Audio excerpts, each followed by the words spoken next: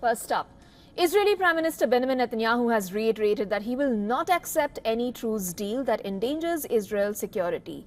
Now, this comes as Israel and Hamas have reportedly agreed on an interim governance plan for Gaza in the second phase of a potential hostage deal. Take a look. I am committed to the plan to free our hostages, but the Hamas assassins continue to adhere to the demands that contradict the plan and endanger Israel's security. As Prime Minister of Israel, and out of a sense of national responsibility, I am not prepared to accept these demands. That is why I am sticking firmly to 4 principles necessary for Israel's security, which are fulfilled in the outline.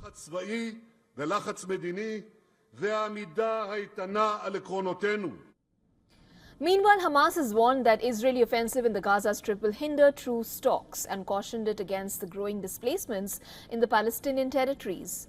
On the other hand, Israeli Prime Minister Benjamin Netanyahu reaffirmed his commitment to bring back hostages still held in Gaza. He said, and I quote, "We have a moral obligation to return them all to Israel, the living and the dead alike."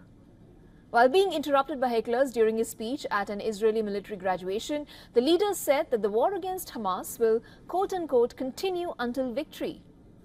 During the ceremony, Israeli Defense Minister Yoav Gallant pointed out towards the requirement of a state probe agency to keep leaders, including the Prime Minister, in check. He added that this will help confirm effective decision-making process.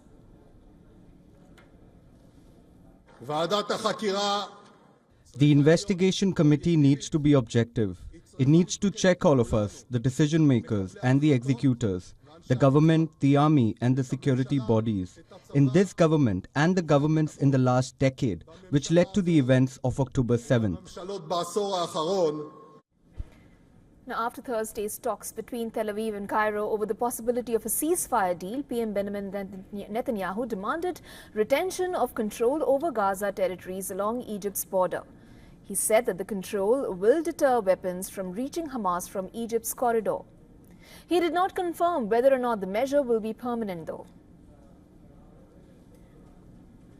We will not allow weapons to be smuggled to Hamas from Egypt, primarily through Israeli control of the Philadelphia access and the Rafah crossing. Meanwhile, at a White House press conference, US President Joe Biden said that he supports Israel's cause while calling the current Israeli war cabinet an extremely conservative one, indicating the difficulties in negotiations.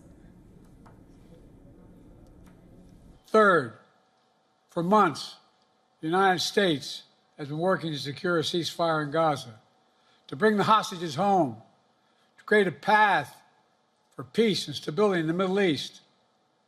6 weeks ago, I laid out a detailed plan in writing. It was endorsed by the UN Security Council, the G7. That framework is now agreed on by both Israel and Hamas. So I sent my team to the region to hammer out the details. These are difficult, complex issues. There's still gaps to close. We're making progress. The trend is positive. And I'm determined to get this deal done and bring an end to this war, which should end now. For all the latest news, download the WION app and subscribe to our YouTube channel.